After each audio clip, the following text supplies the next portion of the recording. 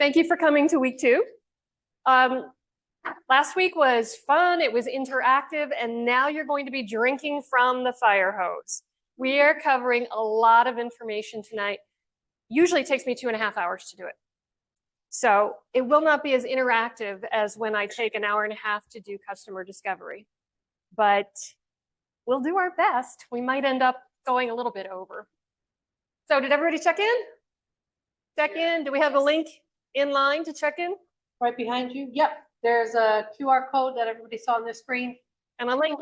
And the link, so everybody knows how to check in online, and everybody in the room, they either checked in already through the QR code. So tonight is knowing your customers and understanding your market. This requires a lot of time and reflection. And then on Wednesday, Cara will be here. You've only heard Cara online so far. And she will be doing business model canvas and hopefully delving into pricing strategy a little bit. So this is the position part of the journey. And as you have your idea for your business, you want to validate it. You don't want to spend a ton of time working in it without knowing that you're building something that people want. It may be something that you want, which is nice. You can satisfy yourself and help yourself. If you want to make a business out of it, you better figure out whether other people are willing to buy it. And how do you do that? Well, you have to talk to people, lots of people. So, does it solve a problem? Yes, it's solving your problem, but is it a problem that a lot of people are experiencing? Which customer will buy it? You're going to do a whole analysis on your different types of customers. It's called a customer persona, and we're actually not going to deal with that tonight. The competition. You want to know who your competition is and how you're different from them. And you always have competition, even if it's status quo. Even if it's easier to not do anything than to buy your product. So status quo can be your main competition. And how much should you charge? That's for Wednesday. And what are the trends in your industry? Okay, so when we create the business, we're going to go through these steps and we're going to do them over and over again as we stay in business. We're going to figure out what it is that we want to offer. We're going to figure out if people want it. Then we're going to design it. Then we're going to prototype it. Then we're going to sell it. And then we're going to iterate. We're going to do this all again. If we get customers, we're going to talk to them constantly to find out what else they want the product to do. So the customer validation phase is a 2-part process. And this is actually only describing one. Oh, wait, no, it's got both. Did I do that? Yep. There's a picture here. Okay. Oh, yeah. When you touch the screen? I'll try not to touch it. Okay. So you're going to talk to potential customers, gather the information, collate it, draw from it what you will, and then create a prototype. Even if the prototype is just describing what your solution is, then you will go back and test the solution. Because that's when you can really refine, before you build the first thing, you can really refine what else your product needs to do. So who do you talk to? They say talk to industry experts, other operators in the space. Yes, you can talk to everybody, but mostly you want to talk to people who may buy your product. And if you don't know if you're building something that people want, you have to go talk to strangers. And there's a lot of strangers up there at Fremont Street. So it's a really good place to do customer discovery. It can be scary, but you're getting a big cross-section of people, and you're actually more likely to find people who are traveling from other states. And so this is valuable information rather than going like to your church group. Okay, your church group knows you. They're going to be kind to you. They're not necessarily going to tell you the whole truth. When you talk to strangers, they have no skin in the game, although people, generally speaking, psychologically want to be helpful. But that's to your advantage because they will stop and talk to you. All right. The first thing is you have to be able to describe your business in 2 to 3 sentences. And this actually isn't that important when you go to discover whether your offering is of interest to other people. But by the time you get to the second part of the validation process, you better have it down to 2 or 3 sentences.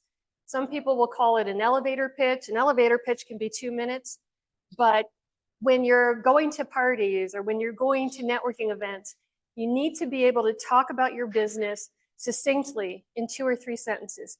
And it's hard.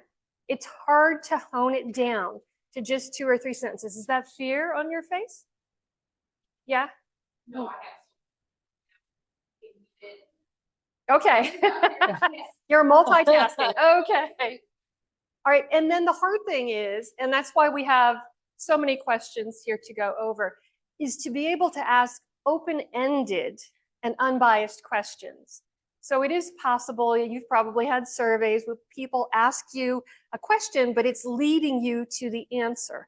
So you want to avoid that because you'll just be fooling yourself. So you want to ask open-ended questions. So now we're going to dig in. So what you have in front of you is a space where you can work on these questions for yourself. People online, I hope that we have been able to give a link to them so that they can have it. This will be in Canvas. So in the online portal where we have all of our lessons, it's there for downloading as well.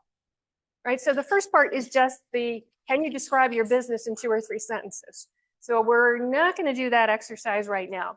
That takes a half an hour in itself. It takes a lot of interaction and again, honing to try to get to just 2 or 3 sentences. But let's start with the way that you're going to ask questions of somebody that you're meeting. There's actually a script. I think the part online will actually have the script. And it goes something like this. Excuse me, do you have a few minutes? I would like to talk about a problem that I'm having, and I may have a solution. And so I'm doing research. And like I said, people want to be helpful. And so this is usually an entree that will work. If you're young enough, you can say you're doing a college project. For some reason, people love to help college students. You could get away with that. But you have to ask them in a way that doesn't lead them to any conclusion. So you have to say, have you experienced this situation? You wake up in the morning and you hit your alarm and you go back to sleep and you do this for 5 minutes. Has that ever happened to you? Right? So you want to make it something that they can relate to, but it doesn't yet draw any sort of conclusion. Okay? Is this a problem for you? Like, I never have a problem with that. My alarm goes off, I get up. No problem. Where and when do you experience this problem? Well, I mean, we've set the stage for this one, right? It's in the morning when you're getting up, or you're working the night shift, so you're getting up in the afternoon. If you have a different problem that you're solving, then it may not have anything to do with having to set the stage for when this happens. Because when it happens is a question that you want them to tell you about. When does it happen? How are you currently dealing with the situation? And this is a really important one. How are you dealing with this situation? Instead of saying, like, what are you doing to solve it? Because that makes it more of a problem than it might be. So how are you dealing with this situation? And you guys want to take notes. So you want to have your clipboard and you want to be able to take notes. I suppose you could ask them if they don't mind being recorded.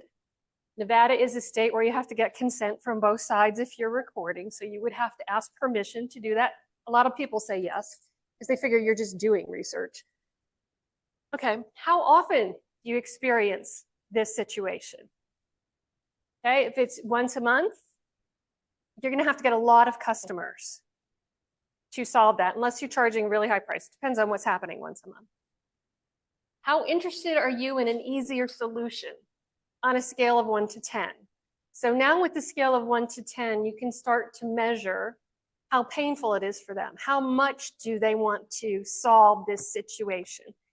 If they're perfectly fine with it, they're going to have a low number. And if it's something that is immediately resonates with them and it's a problem that they have, then you'll get a higher number. How many others do you know that experience this same situation? So is it a problem for you? Do others in your family, your friends, people at work? Who else might experience this situation? And if you ask it that way, who else might experience this situation? it's going to give you a clue on who your potential customers are. So you can make suggestions about work and family and friends, but if you leave it more open, you may get more answers. How long should you have to wait for the solution to work? Okay, so like it would be nice if we took a pill and we lost 10 pounds immediately. That's not really practical. Although with Ozempic, it does happen really quickly. Ah, that's what I was gonna say. Well, Yeah, in about 2 weeks. But but again, you're measuring how severe the problem is and how often they might be willing to pay for the solution, or if you can get them into a subscription type of situation, like you would know that once you got a customer, you were probably going to keep that customer for 3 months or 6 months or a year. And so you're trying to like find different ways to find out this information. Okay, how much time are you willing to invest in learning the solution? So I'm sure you will want to sit at a table because there's information. Okay. Sometimes the cure is worse than the disease, right? I mean, it's so painful to learn the piece of software that's going to fix your stuff, like SAP software, that it's miserable. You're miserable the whole time, and it doesn't feel like a solution. It just feels like a different way of having this problem last longer and be more frustrating. So this is a very good question to ask if you know that there is a learning curve to whatever it is that you're selling. So, and you want to cut the learning curve as much as possible. All right. And are you willing to pay for a better solution? And just leave the question out there. Are you willing to pay for a better solution? Yes, no, write it down, let that pause. And then how much would a faster, better solution be worth to you? Okay, so you're not leading them down any sort of path about what you think you want to charge. You're trying to perceive how big this problem is that they're willing to put money after it. And it will start to inform what you might be able to charge for pricing. And if it's a one-time solution, how often are you willing to pay for it? So I color my hair, okay? So it's like 10 bucks a time because I do it myself. I'm lazy, right? But it is something that I'm gonna have to do on a repeat basis. So that's what this question is about. It's a one-time solution. We go and we get a spray tan in the beginning of the summer. Are you going to do that again? Or is that just like to jumpstart you looking healthy in summertime? And then you'll just lay out and get your own tan versus is it something you're gonna do on a regular basis because you don't want sun's rays? So that's what that last question is about. So you have all these questions in front of you and we've gone through them really quickly. So first I'm gonna ask if anybody has questions, and then we're gonna spend a little bit of time working on these questions just based on writing out the situation part and crafting it in such a way that it's not leading. All right, who has questions? Let's start with online first. Hold on, let me walk around with, or sorry, not online. In the room first, Maddie, and then I'll pass it over to you for online. Okay, here you go. Want to stand up? Yourself? I see. My name is Sammy Terrell. I guess my question was, I was trying to formulate my question. I wanted to go to dispensaries and leave like a camp QR codes in dispensaries in order to get survey feedback from medicinal marijuana patients About what? about a digital marijuana safe. A digital marijuana Safe, safe? yes. And by that you mean a receptacle that is safe from children that you could keep in your home? Correct. Oh, okay. And so before building a prototype, I wanted to get some information from them. Should I wait before Go to Fremont Street. okay, yeah. before I get the actual product? Oh, yes, please. Okay. Because how big were you going to make it? How do you know how big to make it? Well, I was going to make different dimensions for different things, but Okay. I understand. What Yeah, you're saying. you would want to get that kind of feedback before you do any kind of prototyping. And All let right. me just plug the makerspace over here. There's a makerspace in this building. And if you get certified, once you figure out how big you're going to make your first product, you can make one here. And then it will give you something for the second part of the validation process to show people. Understood. Thank you. Thank you. There's There's one a more lady in the room, back. right? Yeah. Two more. Okay, hold on. I'm coming. So, in this process, I'm Michelle. Hi, Michelle. I own a CPR training academy. So mine's not like a product-based business, and I'm already in business Okay. teaching classes. So I'm trying to figure out where some of this fits in with me. I've been trying to figure this out since last week. Okay. So I'm struggling with that as far as So is your business good? and I'm new. I've been doing this for about 7 months now, but I need to learn how to market. I guess we market. I know who my customer base is. Okay. I just don't, yeah, I'm pretty much stuck right now. Okay. So, So I don't know how to answer some of these questions, to be honest. okay. Well, Yeah. so It's not a CPR, product. right? Right. So it's either people who need to be able to do this because they're going to be in situations where people could be having life-threatening situations. Right, because they're mandated because of work and, whatever the case may be. Community centers, yes. Okay. So you kind of have an idea who your customer I do. base is, but you might be able to expand it.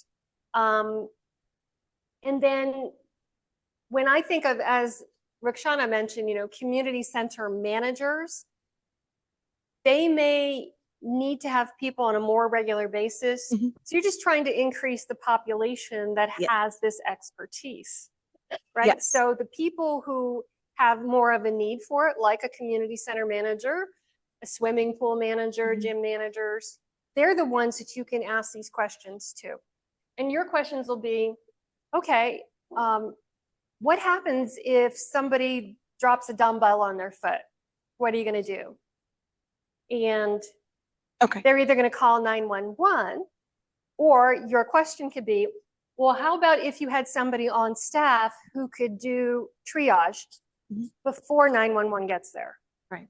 Okay. So you can customize these questions Okay. absolutely for whatever your product or service is. Okay. And then in your case, you're going to be very specific about who the customer is and what the questions should be. If you went to Fremont Street and you were stopping people and saying, I have this idea for a business, and let me ask you, if the person next to you fell down right now, what would you do? There's a lot of cops around there. So, you might just call them, but you could say, okay, have you ever considered being the one who can help them right away? And then go through the questions. Okay. If you have, how much is that worth to you? How long do you think it should take? All those questions. I mean, those are standardized classes, so you can give them back the information too. Okay. I appreciate it. Thank you. Okay. And there was another hand over Yes. here. Who was the other question? A lady in stripes. Okay.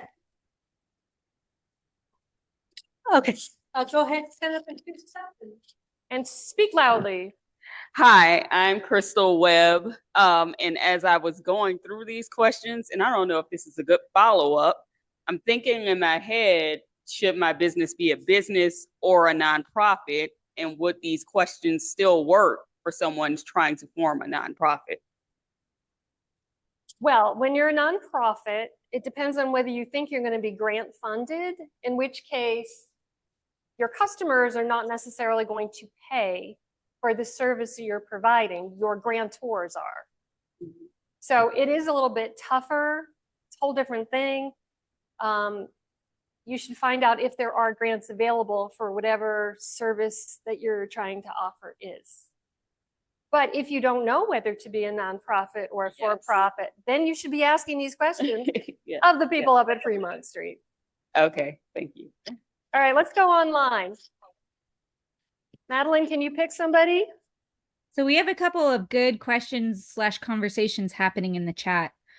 One question is, are there any guidelines or best practices to ask these questions in a slow market, which is where we are now?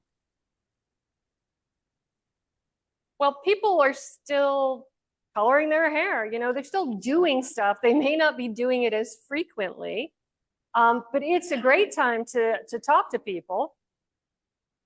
And that's another question too, right? Is how much does the economy affect your willingness to buy this product?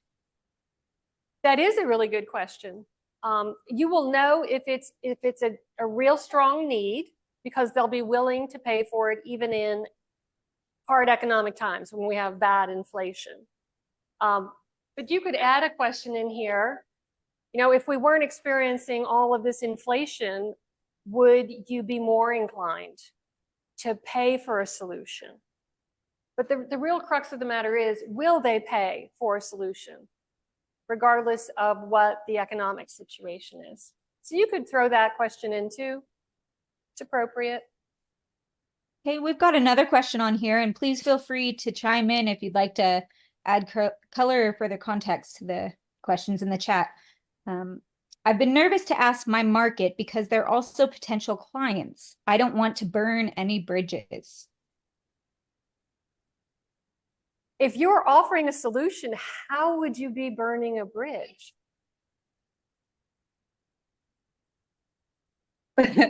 I feel like I have to answer. Hi, everyone. This is Celesta. Hi. Hi. So I provide training and coaching services to businesses, and I've been doing it for a long time, but I've really been training for sales and customer experience specifically.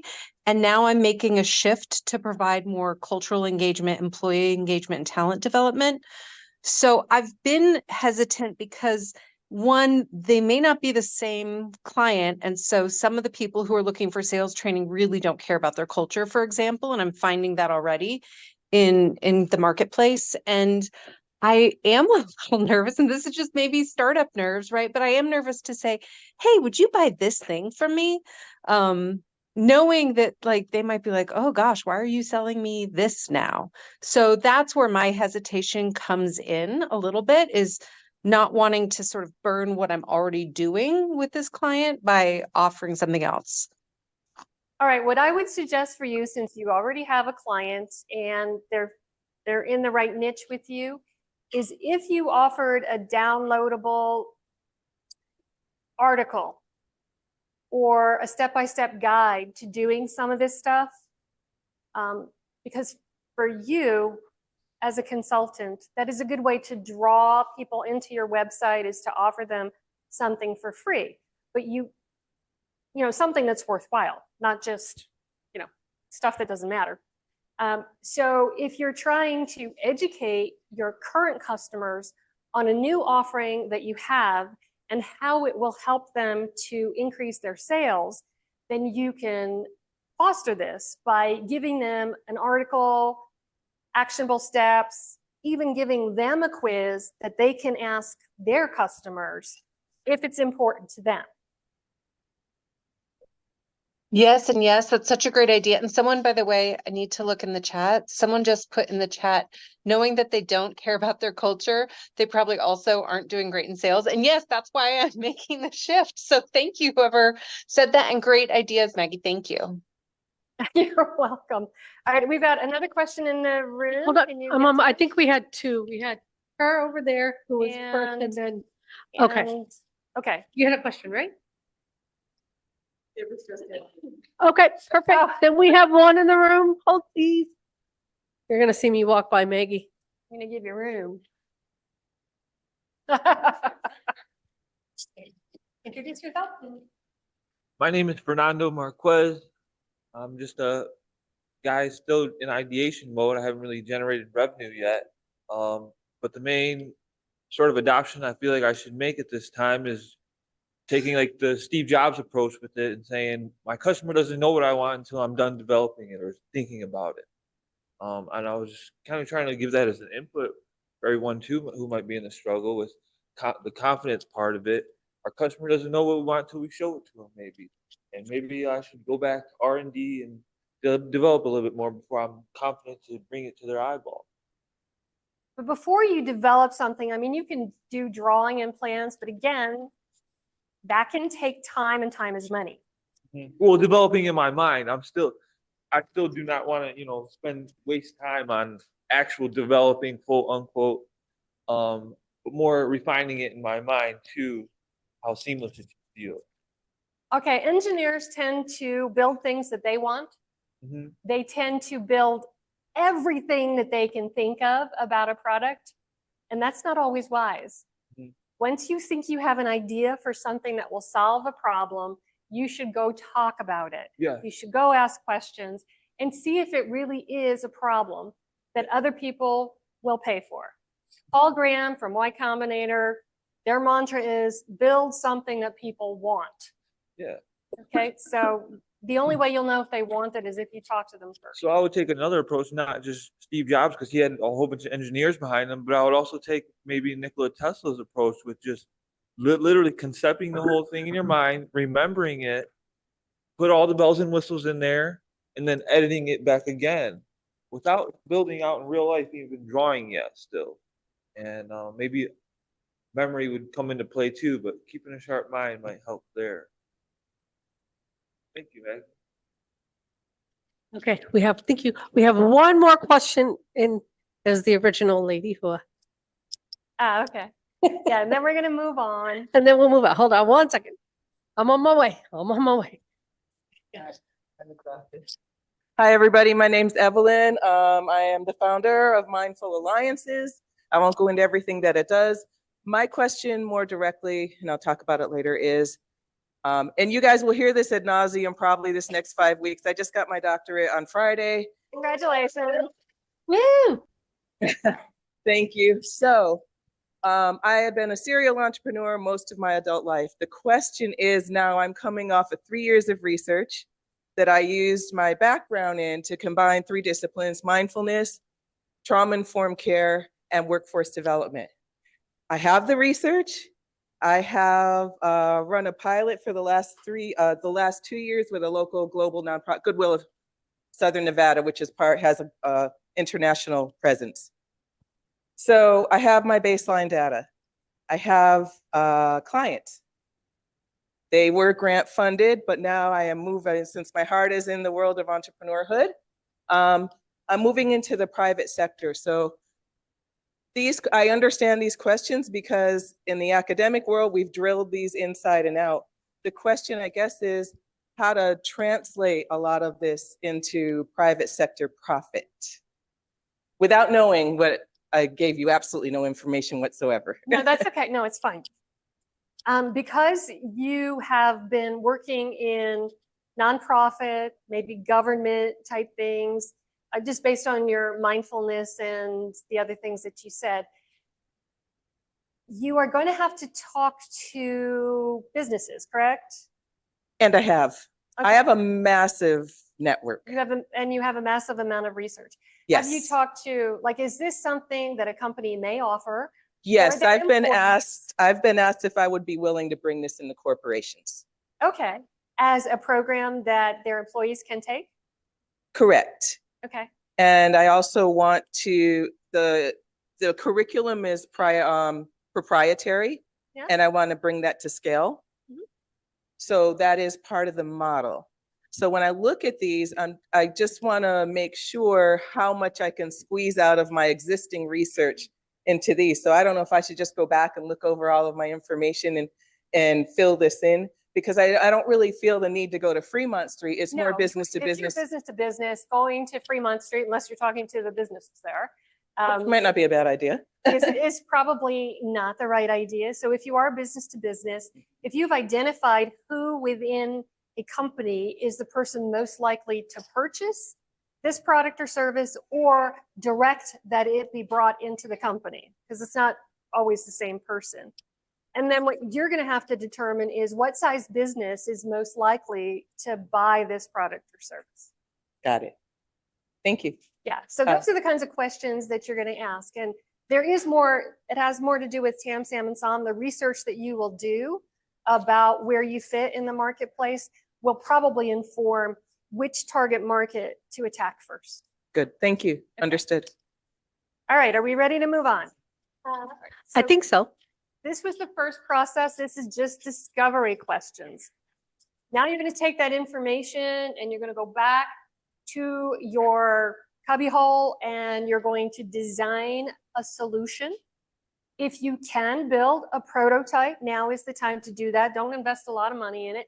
It doesn't have to be fancy. When the Palm Pilot, which many of you may not even remember, but when the Palm Pilot was developed, the person who thought of it, and it was a way of keeping his calendar and his contacts in an electronic device. He carried around a piece of flat wood about the size of the Palm Pilot, put it in his pocket, and every time he was interacting, when he thought that he would use his device, he'd pull out his pocket and he would, play with it a little bit and then put it away. And he found that he would be willing to carry that around and to use it. Well, now everybody has cell phones that are bigger than that thing was. But it was just a piece of wood with a piece of paper on the top that had kind of the main menus on it. And so he just tested it on himself first to see if he would be willing to use it for about a month. Then he took this and he questioned people, business people, people that he ran into in trade shows and when he was walking around New York, seeing if they would be willing to use it. So it went from being this piece of wood with a paper on the front to actually being, the first one was rather crude. It didn't do a lot of stuff. It didn't have a lot of memory or power. To really, that's what evolved into the cell phone. But first it was like the Palm Pilot, then there was the BlackBerry, and then of course Steve Jobs made everything better with a very visual interactive telephone. Okay, so the second part is testing the solution. And so if you can, you should go back to the same place where you talked to your first customers when you're doing customer discovery. In fact, one of the last questions that you can ask when you're doing customer discovery is like, if I come up with this solution, would you be willing to talk to me again so I can give you more specifics about it? And then you can see what all the research I'm doing has led to. So these are the questions that you'll ask for that. You're going to show the prototype, or else you're going to describe your solution. And then describe the problem again.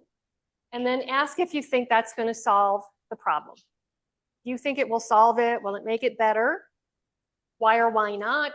What else do you think it should do? This is a critical question, and this is one that you should be, once you do get customers, constantly asking them. When you have new customers, when you're a startup, you want to sit on the shoulders of your users, your beta testers, and see how they're using the product and see where it's friction, where it's hard to work, where you have developed it. So well, you go here and then you go here, right? But the user who's never seen it before, they don't know that. And so they may go here, that was obvious, and then they struggle.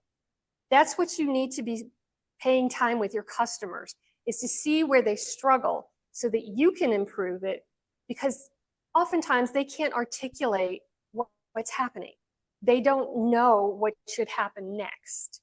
So a lot of times it's not operator error, it's a flaw in the solution where it could have been made better. All right, how would you change it? Do you think others with this problem would like this solution? Why or why not? What would you be willing to pay for this solution? And how often would you buy it? And would you consider testing an early version of this? So once again, we're trying to engage with them again and see if they will help you out further by being a beta tester or by having a sample product. Would you consider testing? Yes, okay, great. If not, if it's not the solution for you, do you think it solves the problem for anyone else? And who are they? This is a great question to ask, because they may not be your customer, but they may have an uncle, or they may have a friend, they must have a brother-in-law. They're like, oh, he would use it, and this is how he would use it, or this is why he would use it. And so it helps you to define who your customer may be. All right, and then where would you be able or expect to be able to find this product? So if it is a consumer product, hopefully they'll tell you what sort of store they think that they would go look in for this solution. Okay, so any questions here? Like I said, it's a two-part process, and the amount of time between these two processes can be months. It depends on how quickly you want to move, how much time you can dedicate to it, and if you have to come up with a prototype, how long is that going to take? So, questions? Nobody has any questions for this part? The Anybody? prototype can be Oh, really crude. I see one here. Yes. Are you going to give it yep, in the I mic? will. Maddie, we have one question online and then, in the room, and then let me know if you have anybody online. Hold on one second. Here you go, sir. If you want to stand up and introduce yourself, it's loud. All right. I'm not good at speaking loud, but I'll try. My name is Hafid, company is 1A Drone. My question is, these series of questions are customer centric, right? So we're going through this cycle with customers, getting to their opinion about what they need, the problem they're facing, and so on and so forth. But a product cycle goes through marketing, goes through sales, goes through production, so customer is just one branch of all of that. My goodness, what kind of startup do you have with all those people working? Well, I'm not there yet, but but I've been working for companies that had, my background is mechanical engineer. So I remember when I started, just like you said, engineers want to build what we want and we don't care about what's around us. That's stupid. And then you grow in your career, and then next thing you know, when you do your design reviews, you have people around the table, and the production guy will tell you, hey, that's cute, but I can't build it. Yeah. And then salespeople say, this is too expensive, I can't sell it. The marketing says, it's not pretty, I can't sell it. So they all have a valid point. And then there's a But those customer are at the end. all end user questions, right? Except for the production guy. Like I Yeah. can't What we build do it, with but that guy. everybody else And is, it works, by the way, it works with service as well, right? Yeah. Same thing, if you're selling a product or a service, it's the same thing. You need to satisfy a series of people that have conflicting needs. but the ultimate need is the customer. If the customer is willing to buy it, you'll find a way to make it. What if what he wants is more expensive than he can pay? Well, then you have to adjust his thinking about what it's worth. Okay. If he wants it to do all these things, then it's got to be worth more. So basically teach the customer about what they think they know. Well, yeah, I mean, if it really is solving, see, that's the thing. When you have product market fit, it's because you have created a product that solves the problem so quickly and so easily that they can't wait to buy the product and they can't wait to tell their friends about it. So if you can't economically make something, say it's just too early in the process, like lithium is expensive, right? Hopefully, as we learn to mine it better, it will become less expensive, Yeah. right? But still, people are doing it now. But when electric cars came out, they were, a minimum of $60,000. They were very, very expensive. But the price has come down. So you may not want to start a business where you have, and it's perfectly fine to have a business where you're selling a very exclusive product, but it's not necessarily something that everybody is going to buy because it's too expensive. So you have to kind of adjust your thinking. You may not be able to get venture investment because you're not going to grow fast enough to warrant the return that they're looking for. Yeah. But as you start your business, if you're thinking that it's going to cost this much because you've done the analysis, right? You figured out what all the component parts are, how long it's going to take to make, what it's going to take to make. This is what you can offer for your customer. This is one of the reasons that you do this discovery, because if they're only willing to pay $3 for it and it costs you $12 to make it, that's not a business. People may want it, but they're not going to pay for it. Yep. Oh. Thank you. You're welcome. Questions online? We do. We have a great one online. Though Atul does have a cough. So disclaimer, they may go off mute. Thanks for joining us, even though you're not feeling well. Yep, sorry, I made sure I coughed before, so hopefully that won't happen. So I think this is really, really helpful, this whole process, because I do come from a background where I was leading innovation, really forward-looking innovation for the largest healthcare insurance companies.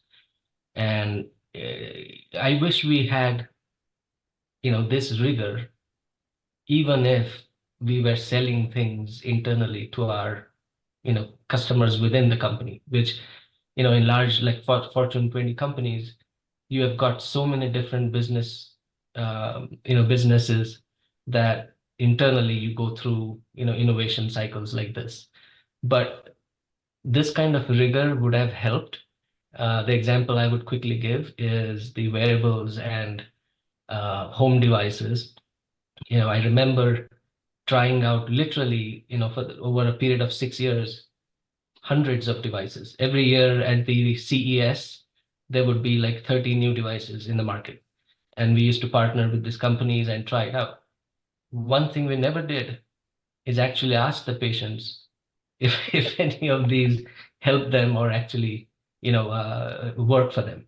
We just assumed, oh, these devices, eventually people will like them and use them. Never happened. Yes, and you also have the added bit about the questions like, how much are you willing to learn to make this thing work? Yep. Because when you're providing a home device for people who are not feeling well, it has to be really simple. Yes. Yeah. Like, I can't even stand the prescription bottles where they've got childproof lids. Yep. It's like, I don't have any kids around and I have a headache and I just want to chop this with an axe because I can't get it off. Yeah. I think not knowing, not asking the questions is a big, huge problem in many innovation centers. Okay, well, thank you, Atul. So I don't know if you could hear, but he was saying that he was part of a large healthcare organization, and there are a lot of internal teams whose customers are other departments within the business. And a lot of times this kind of rigor with asking questions about whether the solution that they're offering is really going to work for them. And then he would go to CES and see all sorts of home medical devices where he knows that they never even asked the patients if it was going to help them or not. So sometimes, yeah, the bigger companies, they have their own issues. Smaller companies cannot afford to do that. All right, we're going to move on. Okay? All right. Features and benefits. Once you figure out what the good parts of your product are, you'll be able to write them down and create a value proposition. All right, well, let's talk about TAM, SAM, SOM. What the hell is TAM, SAM, SOM? These are the numbers of markets. If you watch Shark Tank at all, you'll occasionally hear the question, what's your TAM, what's your SAM? So these are numbers that describe the market that you're entering with your product or service.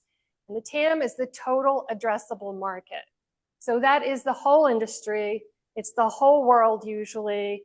Soon it will include Mars if Elon has anything to say. So it's all the people in all of the world that could possibly buy your product, the industry that you're in. And SAM is the available market. So when you're starting off, you're not going to be able to, sell to people in the Seychelles. Like, that's just not practical unless you're there. So you're going to start with your market wherever you are, most likely. If you're starting with something online, an app, then you may have a market that is within that specific group that uses that type of app. And then SOM, this is your obtainable market. So the obtainable market, this particular number is something that takes a long time to get to because it should be your revenue projection for a time-bound period. So 3, 5, or 7 years. So in order to get to your revenue projection for a period as long as 5 years, you also have to have your plan in place for how you're going to grow. So it's not just like extending numbers out. You have to be thoughtful about how your business is going to grow. You're going to start in one market. It's going to cost you a certain amount in advertising, and plus all your, cost of goods sold, whatever that is. But you're going to penetrate a market and you're going to spend advertising dollars for that. Once you have gotten to a certain level, and this is something else you have to decide, what is the level at which you will consider going into another market where you're going to have to spend more advertising dollars. What does it cost to advertise in this other market? Will you need boots on the ground in that market? What does it cost for people in that market? Will you have to have another distribution place if it's a physical product in that other market, or will you be able to continue to ship from where you're building it now? So you have all of these considerations to get to your SOM. It's not easy. It takes a really long time. Okay, so these two numbers, TAM and SAM, on the next slide, it says, here are the different ways you can find them or calculate them. Oh, that's not the next slide. It's this one. Okay, so there are lots of places to find research. So we want the total addressable market. What is the current spend in this industry right now? And if you go to the library, or I've got a resource at the end for you, to do this sort of research, which can be very expensive. If a company like a Tools, they would pay Gartner or Forrester to go do an analysis on this market and what they think the projection for growth is in this area. But the rest of us will go to the UNLV library and talk to a guy named Patrick and say, this is my product or service. Can you help me figure out what the current spend is and what the compound annual growth will be? And they have databases there. UNR has slightly different databases from UNLV. And so there's a librarian there who will help you too, although not as great as Patrick. And no, truly. So people like to send me decks that have bottom-up analyses all the way to the top. And that's a really easy way to fool yourself. So if you know that your demographic is Gen Z people, and there are so many Gen Z people, and this percentage of Gen Z people want to start a business. Okay, so we have one hard number, which is Gen Zers, but then there's this percentage of people that want to start a business. Okay, that's kind of fuzzy. We don't really know about that number. But now if you're saying, okay, so Gen Zers, this many want to start a business, I'm going to charge this much for my service. And so the amount of money I can make if everybody buys it is X. And now you've created a fiction. So when you're presenting to investors, they want to know what the actual current spend is. So you do have to do that research. And then for your SAM, which is going to be the available market. So wherever your first market is, sometimes it'll be the United States. Sometimes it'll be just Las Vegas. Sometimes it'll be Clark County. So depending on what your product or service is, if you've got a pancake house, it's not going to be all of Nevada. You know, it's going to be the people in the greater Las Vegas area. So that would be your SAM. TAM can be like, how popular are breakfast restaurants? But this is going to give you an idea of, if you penetrated the market well, what would that spend be? But you still have to do all the work involved in figuring out your obtainable market. For Patrick? Yeah, so compound annual growth rate, it's something that will come up when you're doing market research. So markets that are growing quickly will compound, right? So I don't remember. Yeah, the current spend. So that is what the research will be about. So if you were trying to figure out, okay, I have a car seat that I want to make, and the reason it's cool is because it's super light or whatever. You know, so you have a differentiated car seat. So your total industry would be like safety products for children, and then your available market would be car seats specifically.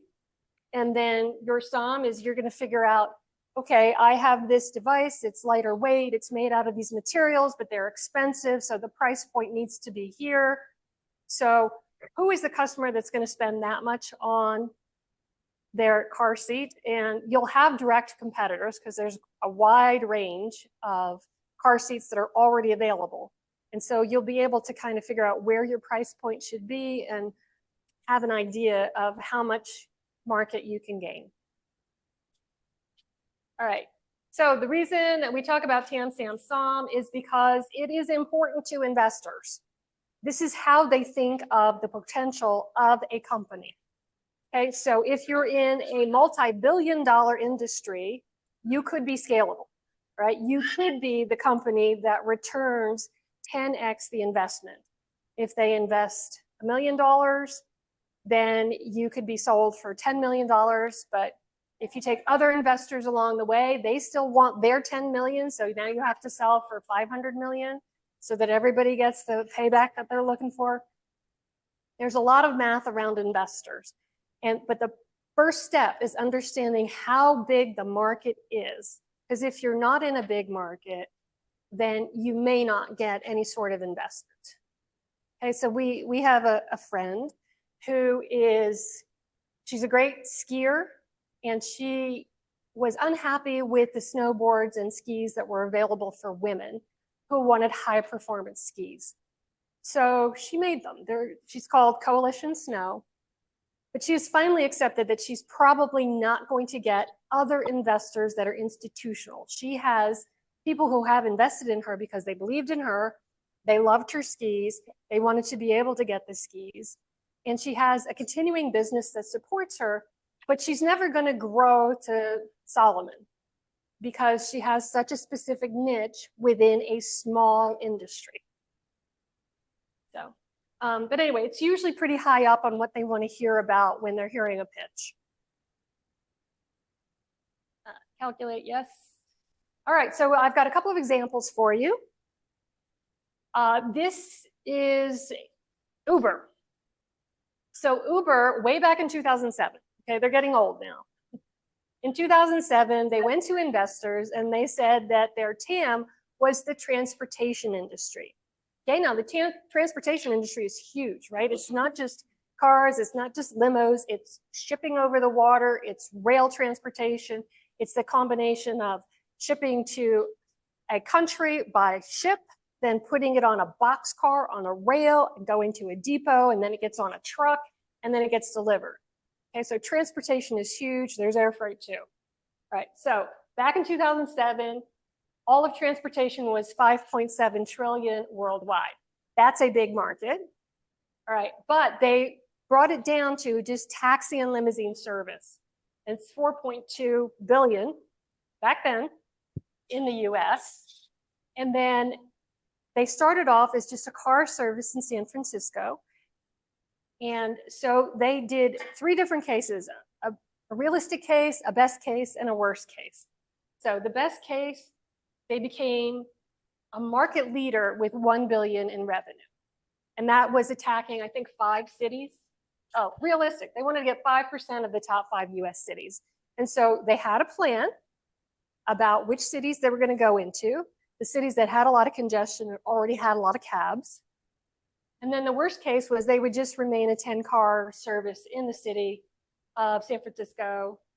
That's what that stands for there. Okay, so you all know Uber. Uber's revenue in 2023, that's last year, was 37.6 billion, quite a bit more than 1. And their current valuation or market cap is 139 billion. But then again, you know, they've gone into Uber Eats, they have scooters in places, they've gone into a lot of different modes of transportation. So somebody had to have a really good view of how things could be fixed or disrupted in San Francisco. And a lot of venture capitals were in San Francisco, and they did have the miserable experience of not being able to get a cab at between 3 and 5, 3 and 7 at night. So they were believers because they had experienced the pain themselves already. You do. Yeah. It's in Canvas. Oh, okay. So if you're having trouble accessing Canvas, then within the Slack channel, post a note and somebody will help you. Probably Cara, maybe Audrey. Okay. All right. So here's another example. This is Airbnb. So what I didn't say, but I usually do say, is when we talk about TAM, SAM, SOM, we're talking dollars. And we're not talking users. Users are anecdotally informational, because if you have a lot of potential users, then you do have the potential of having a lot of income. All right, so when Airbnb started, it was actually also in San Francisco. There were, I think, 3 kids that lived in an apartment, and they were having trouble making rent. And so they lived near Moscone Center. And so they decided that they would actually put up an air mattress in a room and rent that out during conventions. So it worked. They tried it on themselves first. So they were able to keep that whenever there was a convention in town, they were able to keep that bed occupied. So when they were going to do their research, they knew that 1.9 billion trips were booked worldwide. Okay, so that's TAM. It's not in dollars. It's users, it's trips. All right, but they knew that people who were willing to sleep on the floor on an air mattress, they were not the Four Seasons type. So they figured that they would look at the budget and online trips because they wanted to be an online solution. And so then they figured that they would get 10.6 million trips. Okay, so this was figuring probably based on the convention schedule for what they had in San Francisco. It's a good place to start with what you know. So then they took 10.6 million trips that they were calculating times their fee, not what the gross would be, but what their actual fee would be against $70 a night for an average of 3-night stay. And so based on that, they were able to come up with 200 million in revenue, and they put a time limit on it. So they were starting in 2008 and they were going until 2011. They thought they could get to 200 million in 3 years. So Airbnb, had to write down their stuff. Their revenue last year was 9.92 billion and their market cap is 92.89 billion. So they're getting a 10x multiple. Okay, so those are examples that you will have heard of. But how do you do some customer research and how do you try to come up with these numbers? So here we have a much smaller example. So these were 2 guys who were sports fans and they lived in New York City and they liked to go to the games. And they had this idea of renting out jerseys of your favorite player. And so they didn't want to limit it to one sport because they wanted to be able to do it all year round. They wanted to even out their business. So they picked the top 5 sports. And in order to do some market research, they went to Yankee Stadium. So had to have been during summertime. And they talked to people at Yankee Stadium. And they didn't, so this is, instead of going to Fremont Street, they went to the stadium. And they talked about their idea. Would you be willing to rent a jersey for the season? This was their idea. So you get your favorite player's jersey for the season. Okay, so how many people can they reach? So there are 11 million New York metro area people who watch the 5 major sports teams. So they had this number, they did some research for that. They went to the stadium, they talked to as many people as they could. They offered the idea of renting a jersey for the season, and they would send it back at the end of the season. They would launder it. If your player was traded in the middle of the season, you could trade it out for a different favorite player. So they had thought about these different things because they were truly sports fans. Well, they thought that their customers were going to be season ticket holders, right? Because you're going to buy it for the whole season. When are you going to wear it? Well, you can wear it on the weekend, but you can wear it to the game. What surprised them was that there would be people who would buy it one time. Like they can't afford season tickets. So they go to 2 games in the summer, or they go to 1 game, and they would love to go in a jersey and have that spirit when they go there. So they had to consider, okay, we thought it was going to be season long. We've developed this price. What are we going to charge for a 1-off or 2-off? And the other thing that surprised them was that women were just as interested in wearing the jerseys as men were. They didn't expect that. So they took all of this data and they went back home and they figured it out that 11.7% of the people that they talked to showed strong interest in doing this. So being conservative, that's the number that they used, 11.7 times the 11 million. So that worked out to, I guess, 1.3 million people. In talking to them, they discovered that half would be the all-season subscription and half of them would do per event. So this is a rework of, is called a stacked Venn. A Venn diagram is the one where you show circles that intersect. But this one, all of these numbers are subsets of the one above it. So a stacked Venn diagram is very easy to understand. And so they were starting off with 150 million US people, 11 million in New York City, and then 1.3 million who were sports fans who showed strong interest. Okay, so there we go. This is the same thing, but this is not revenue. This is people. So now we have to get it into numbers that we understand. So to get to SOM, we've got 1.3 million. And then they decided that their season people would be 40% of their customers. And they would actually have more customers that would buy it for one time. So a 60-40 split on, I see the arrow moving around. Sorry. On the customers. And so one-time rental, $50, a whole season, $250. And so they were able to come to what they would total. So 39 million for the one-time buyers and 130 million for the season renters for a total of 169 million. And so that's how they got to their SOM. And the thing about SOM is it can take a really long time if you're doing all of the projections that I asked you to do. What you have to be able to do is if you're looking for investors, you have to be able to defend how you got there, right? And this is very logical and it's very easy to understand. So an investor might ask a probing question. It doesn't matter, like they have a methodology for how they got there. And that's what you need to do too. All right, so this is one of my favorite market slides of all time. This company makes scents, soaps, lotions, and they have a particular sort of theme to them. They're outlaw soaps. And so they know that their customers are people who go to festivals. They're people who like blazing saddles. They're military members. And I forget what the third one is. Anyway, so this is how they get to their market. So the people that they have defined as their customers represent 8% of Americans, and it's a $3 billion industry. So, and then she's able to, she's able to tell you exactly how she got to those numbers. It's very, very defensible. Okay, questions about TAM, SAM, SOM. I'm going to turn them back up again. Okay. Anybody in the room? Questions? Oh, we got one in the back. Oh, wait. Let's get on to Oh, I'm sorry. passive information. Oh, I forgot about competition. We have to talk about competition. Oh, okay.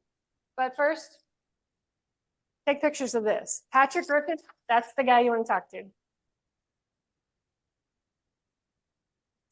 And if anybody has a question, I'll work on that. Then we'll go back and do competition. Yes. Evelyn, Mindful Alliances, hi. So really quickly, do you ever reverse that? Like say, like in my research, I can tell you the cost of not using or the cost of trauma in the workforce. It's hundreds of billions annually. So it's costing public services, Yes. the hundreds of billions, 460 billion annually for private companies throughout the country that don't deal with trauma. So can you reverse that back using this method? No, you know what I mean? You need to know what the current spend is. And if it's something where it is costing companies a lot of money, you'll find that that kind of industry has a high compound annual growth rate because it's costing them a lot of money. So when you're creating your slide deck, your stats there are going to be part of the problem. Okay. So you're going to define the problem in how much it's costing companies to not deal with the situation. Thank you. Yeah. Online? Are you with us, Madeline? I am. Okay, any questions? Yeah, sure. How many people are in the room? Roughly 22. 22? About 22, yeah. Can I ask if there's anybody that's ever wished they felt smarter? Or were smarter? Me, every day. Is there anybody that doesn't feel that way? Okay, good, thanks. Did anybody not raise their hand? Nobody raised their hand. Oh, okay, no, okay, interesting. They were expecting a question about Tam Samsung. They were not This is a expecting. question. This is a question about Tam It's a customer Samsung. discovery question. Okay, but that's not enough. So you have to keep going with refining your questions so you can find out more about the problem and what people do to solve it. Okay. All right. Everybody got Patrick? Yes, ma'am. Oh, I'm so sorry. Here you go. You're gonna need this. I guess for me, with the examples that you gave, they just seem like not relatable. Okay. So, I mean, they were all tech companies, or like, I don't know, based on like people borrowing stuff, I guess. And so I can relate because that's not what So I'm tell me trying more to, about what you want to do. I guess to sell my art, Okay. my photography, and offer services in photography. So if I'm thinking about who would be interested in that and how many people that is in the world and how much they will be willing to pay, I don't. That is definitely harder, and I'll tell you why. Okay, so this lady is an artist and she's a photographer. And so she's trying to figure out how can she determine what her potential is, because, and this is why it's hard. All of the other things that we've been talking about are solving problems, right? Getting rid of pain. But the other thing that people will spend money on is finding pleasure. And that's where artists come in. So artists create pleasure for other people, and it is much harder to quantify. So you just have to expose yourself for your art to more people and talk to the people who are willing to buy your art to find out what it is about them that you can identify as similar from one customer to the next. And then that will help you to target other people that are similar. Does that help? Maybe interior designers for your art. And depending on the kind of photography, I think that would depend on the kind of photography you're doing. Is it people? Is it food? I hear what you're saying. Art is hard. Creators have a harder time because. Yeah, so if you're trying to capture like a moment in time, if you're doing children's portraits or family portraits, that kind of thing, you can create a need for that because time is fleeting and this moment will never occur again. When it's, totally subjective art, that's harder. Okay, any other questions online?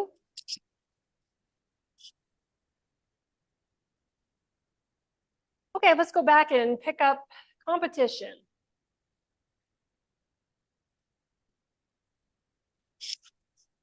All right, so as you start to market your product or service, you will want to understand who your competitors are. We talked about it a little bit earlier about whether the problem was worth solving, and sometimes you're up against just status quo, that your solution is not enough of an improvement to make people part with their money. So status quo can be your competitor, or you could actually have competitors out there. So you should know what the offerings of your competitors are and be able to differentiate your product or service from that. So you either have to be less expensive or faster or easier to use. So those are the kind of differentiators that people will want to buy. So you can also have great service, which it's hard to find these days since COVID, I think. But unique distribution channels or delivery methods, that's a little obtuse. I don't know what they mean by that. Organizational efficiency. The only way that organizational efficiency really helps when you're a customer is if you're providing a service and you're able to offer it faster and with fewer mistakes. Otherwise, your customers don't care about your organization. They only care about how they experience the solution.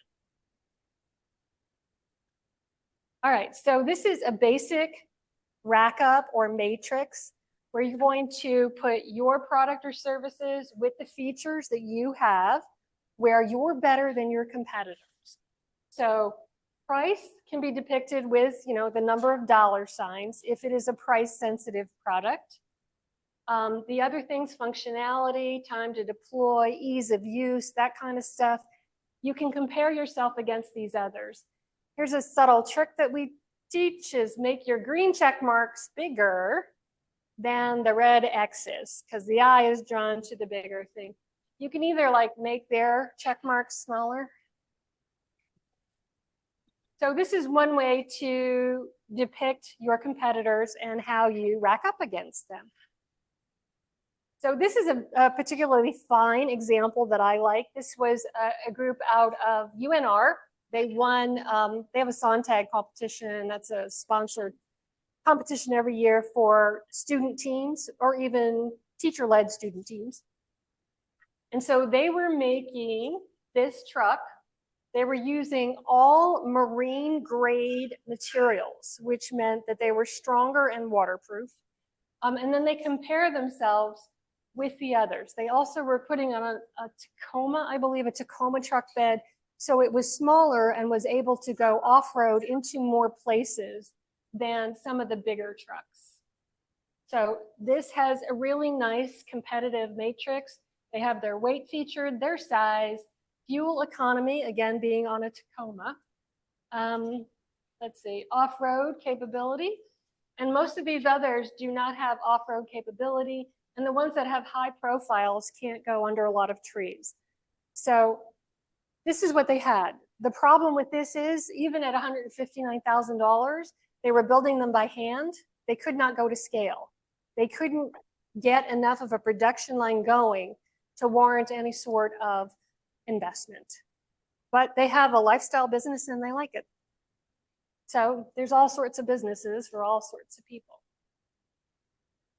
Okay, then you should know what's going on in your industry. Is your industry growing? So that CAGR, the compound annual growth rate, is important if you're trying to grow your company.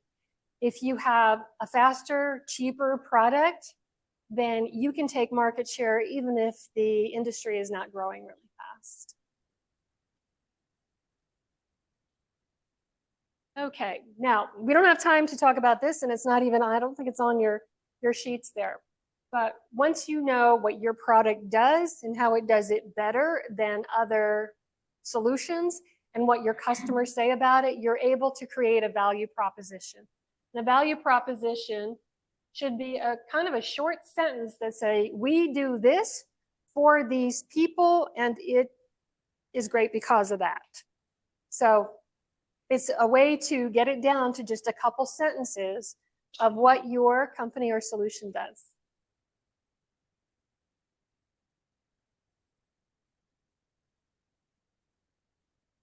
Okay, so I think that's it. Yes, sir. There's a question back there. Hold it. I'm coming. So I have a product and I have it kind of high on price compared to the competition, and it sells really well at the price that it's at. But how do I know when to bring the price down to, I guess, move more product? Well, so if you already have customers, how did you get to the price point that you have now? More or less because the competition is close to it, but my product's just a little better. It's got better ingredients, a better formulation to it. Okay, well, if you're satisfied with the customers, you've been able to identify them, and there are more customers out there that aren't currently buying your product yet, you shouldn't lower your price. Should not? No. Okay. Okay. No, in Beautiful. fact, so we have a pricing strategist who's not going to be part of this program, but he came and he did a talk just a few weeks ago. And he says you keep raising your price until your customers not only complain, because they'll complain because you're raising the price. Yeah. But if they still buy, you're good raising the price. Yeah. You can try raising it again for new customers. When they stop buying the product, then you know you've gone too far. Okay. Because the only reason why I went so high is because I'm such a giving person, and I just wanted to give my leeway, able to give out more product to people that mattered more. The customers that kept coming back, I'm like, hey, half off on me, things of that nature. But that's why it's high, and another reason why it's high. Well, yeah. So like Bombas, they have a social mission too. Like every time you buy a pair of socks or underwear, they're donating a pair. Well, that goes into the price. Yeah, exactly. But everybody who's buying it is in the mission too, right? They want to be able to give away a pair of socks or underwear. Okay. Yeah. Okay. Beautiful. Thank you. We do have some questions online when you're ready for them. I'm ready, Madeline. Yeah. Hey, this is Atul. Very, very quick question here. How do we tackle the situation where we are right now in terms of Gen AI? The industry is new, even in healthcare, the typical mindset is, well, we don't know how Gen AI is going to evolve, so slow down the innovation. Let's get some clarity on Gen AI's future. So it's a new industry. It is evolving at a rapid pace. And here I am trying to build a product based on feedback and experience, but there is not much of benchmarks that I can use with this kind of a product. Okay, well, I'm not sure how to answer you. Yes, Gen AI is going to change a lot of things. Have you been thinking about how you can incorporate AI so that you're not left behind if you're seeing other products that are using it? Well, to an extent, I think our niche is that we are probably at the leading edge of using Gen AI. And so there's a lot of curiosity on what we are doing, but to turn that into a TAM, or a SOM, those are a little bit tricky at the moment. But just wanted to mention that the industry is changing. So some of the data that I've used is not predictive. It is mostly, real data, but 2-3 years old. Yeah, so whatever your solution is, there's already something, right? There is a competitor. You're trying to improve it by adding AI. But investors know this. And if that's the people that you're trying to impress, by just telling them that this is based on the spend where AI hasn't been added to these products, and this is how our AI works. We hear a lot of pitches where people just say, oh, it's AI enabled. And they're not able to describe what the AI is actually doing or how it's improving the product. So if you can quantify how it's improving the product, it's making it faster, it's making these neural connections that would take longer for an analyst to figure out. If it's making it cheaper, faster, if you can quantify how the AI is helping, knowing what the current spend is, that's not bad. It's the information that everybody else already has. We don't know where AI is going to end up, right? So you're just part of the revolution. Yeah. Cool. Thank you. All right, we've got another one. Sunflower. Hi, thank you. Yeah, I have a couple of questions. I'm going to piggyback on the lowering your price. If a business owner were to lower their prices, would that how would that play in losing profit? Yeah, you'll do that. And it's inflationary times. I don't know why anybody would lower their prices now. Okay, so when you're looking at if you're going to keep your prices the same, how do you go about with not losing the customer in the same? Or if you do lose the customer, because if I'm going to a place and I'm seeing the price that I'm used to paying for something, it's higher, there's a possibility that I may not go back to that store or find another place where the price would be matched or better. So how would a customer, how would a owner gain that customer back? You know, it's a tricky situation there, because if you're lowering your prices, you're losing. If you're raising your prices, you're losing. So I'm trying to see where the in between would be. If you were to lose that customer, how could you get that customer back? Because that could be a loss for good. It could be. It could be. But I think we're all experiencing inflation the same way. And so we may not be buying as frequently, but if we're happy with a brand, we're going to stick with the brand if we can, even if we don't buy as often. It is tough. You may try raising your prices and then offering a discount to your existing customers so that you can get new customers in at the higher price.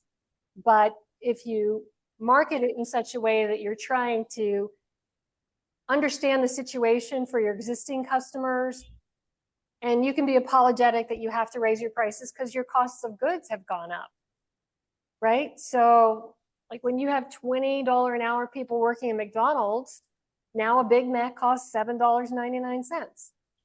Okay, one thing leads to another.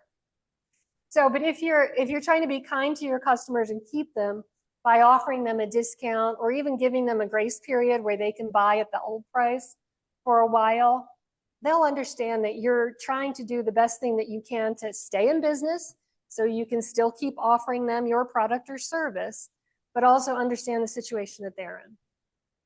Thank you.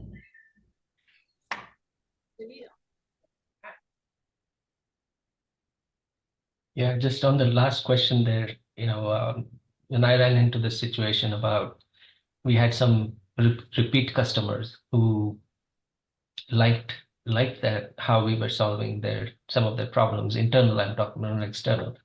But we had to, one of the things we tried to do is build some kind of a loyalty, sorry about the call, a loyalty program where even if they couldn't budget, our costs in this year, we tried to help them, by partnering with other vendors one way or the other. But they did come back next year with the right budgets. Yeah, so I think that if companies are trying to do the right thing and they are trying to stay in business, but also be kind to their customers by offering a loyalty program, that is the best that they can do. The customers' expenses are going up as well. So we are all kind of in the same boat. Yep. Our photographer in the room asked the question about. I was just saying, if you don't have to raise your price, microphone. if you don't have to raise your price, you don't have to raise your price. I mean, Right. Are you saying raise your price because everyone else is, or what? No, I'm not saying raise your price because Okay. everyone else is. Okay. One person was asking about lowering the price. I don't think that you should lower the price, especially if your costs are going up. Right. That is not a good way to stay in business. Jeez Louise. Madeline, anything else online? I have one. Almost an hour and a half now. Could a loyalty program, cause you to, cause a business to be ruined or lose a lot of money from a loyalty program?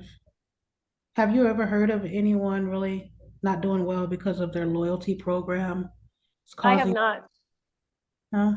No, I mean, when you devise your loyalty program, you have to understand what your costs are, what your customer base is. Yeah, you don't, you're not going to give it away for free. So you should never do anything that's going to jeopardize your business. But if you're forced into a situation where your costs are going up, you have to raise prices, you don't want to scare off your customers, if you can take a little hit on your existing customers and by creating this loyalty program, it is a loyalty program, right? So they have to stay with you. There's give and take in that program. But you should never do anything that's going to hurt your business. You would think that you wouldn't lose from that, but I lost from Question that. in the back. Sorry, I'm coming. Hold on. Here you go. It's just a remark. as far as like raising prices. So yeah, you don't have to if it's not necessary. But like you were saying, if your cost and everything is going up, it's just about analyzing what it is that you have and what you can do. You know, so once you figure that out, then you can see like how high you can go, or if you should stay, or what type of discounts you can give. So it's just putting more thought and then trusting the process of what you're doing. Because if you're exhausting more, then yes, it makes sense to raise your prices, but don't be scared, because if you're a good person serving, you know, and you got a good product, people are going to buy it. And then if they don't, the next person will. So don't worry too much about raising or lowering. Just do it if it makes sense. Yep, has to make sense. All right, so on the screen now we have the check-in and the Slack channel. If you People guys- online, if you have not checked in, hold on, we'll just reshare the check-in because I know some people joined late. You should be able to do it from the QR code on the screen. You see it. Yes, I'm not in the way, right? Okay, so join us on Wednesday. We will have Cara down here talking about business model canvas and pricing, and then we'll have our mentor session afterwards. And if you've been doing everything online, it doesn't matter. You can come in to the Innovation Center. We have free parking at the 5th Street School. It's at the corner of Clark and South 4th Street. It will fill up a little bit, depending on how many people come, but it is free parking down there. This is a city property, and that is a city property. If you're having problems with Canva, please drop your information in Slack or Canvas, my bad, Canvas. Please drop your information in Slack so we can help you. Okay. Yes. Okay. Thanks, everybody. Awesome session. Thanks, everyone. Thanks, Maggie. Thank you.